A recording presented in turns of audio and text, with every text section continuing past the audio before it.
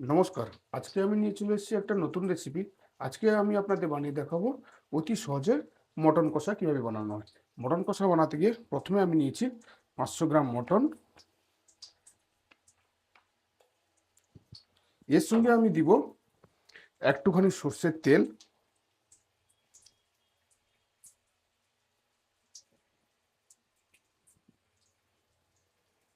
একটুখানি হলুদ গুঁড়ো,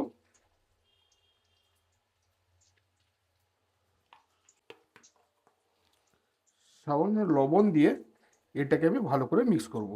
মিক্স করে এটা আমি একটা কুকারের মধ্যে ভরে বিনা জল ছাড়াই একে আমি 2 থেকে 3টে সিটি লাগাবো। প্রায় হাফ সিদ্ধ, প্রায় 60% এটা আমি সিদ্ধ করে নেবো। আমার মিক্স হয়ে গেছে। এবার আমি এটাকে একটা কুকারের মধ্যে ঢেলে দিব।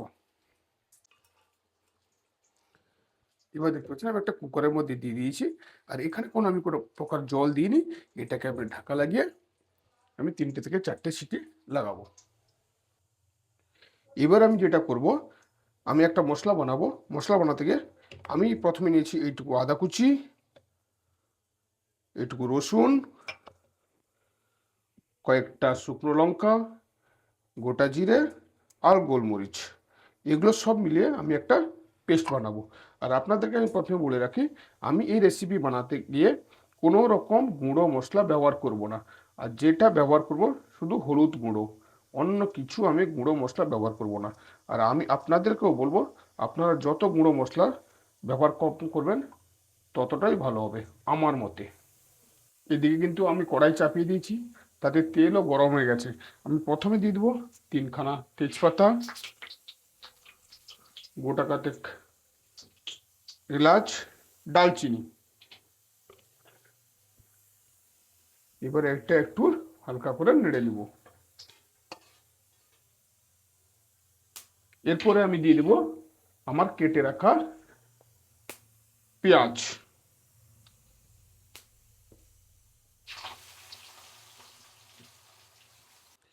এবার দেখুন এখানে কিন্তু আমার মোটামুটি পেঁয়াজ ভাজা হয়ে গেছে। এরপরে আমি এর মধ্যে দিয়ে দেবো আগে থেকে পেস্ট করে রাখা আদা রসুন।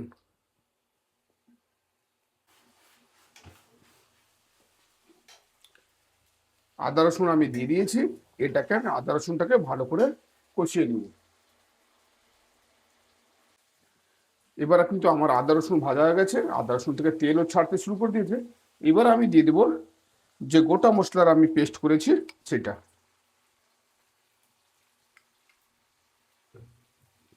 এটাকেও আমি ভালো করে ভেজে নেব।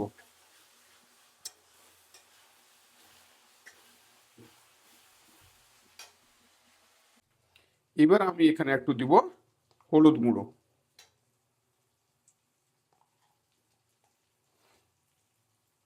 হলুদ আমি কম করেই দিলাম, কেননা মাংসতে আগে থেকে হলুদ অলরেডি দেওয়া আছে। মশলা আমার কষানো হয়ে গেছে। এবার আমি এর মধ্যে দিব সামান্য টক দই।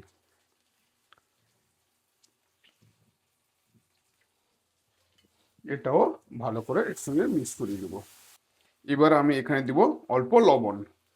লবণটাও কম করেই দিব, কেননা মাংসের মধ্যে আগে থেকে আমি লবণ দিয়ে রেখেছি, যার জন্য আমি লবণটা কম করেই দিলাম। এবার দেখুন আমার মশলা পুরোপুরি কষানো হয়ে গেছে, আর মশলা থেকে কত সুন্দর তেলও ছাড়তে শুরু করেছে। এইবার আমি এই মটনটা দিয়ে দিব। দেখুন আমি কিন্তু যখন মটনটা সিদ্ধ করছিলাম তখন কিন্তু এক ফোঁটা জল দিইনি, তার সাথে কতটা জল বেরিয়েছে আমি জল শুদ্ধ এখানে দিয়ে দিব। এবার এটাকে আমি কিছুক্ষণ এর সঙ্গে কষাতে থাকবো, যতক্ষণ না এই জলটা মরে যাচ্ছে। এবার দেখুন আমার মাংস কিন্তু পুরোপুরি কষানো হয়ে গেছে। এবার আমি এর উপরে দিয়ে দেবো জল। এটা সামান্য কিছুক্ষণের জন্য একটুখানি ফুটিয়ে নিব। এবার দেখুন আমার মাটন কিন্তু হয়ে গেছে, আর কালারটা দেখুন কত সুন্দর হয়েছে। মাংস ভালোভাবে সেদ্ধ হয়ে গেছে। এবার আমরা খেতে বসবো। আজকে আমার রান্না কমপ্লিট, মাটন কষা। আমি খেতে বসে গেছি, দেখি এবার খেয়ে কেমন হয়েছে।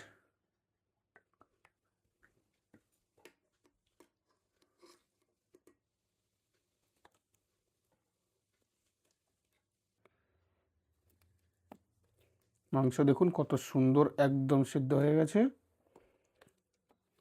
এবার খেয়ে দেখি কেমন হয়েছে।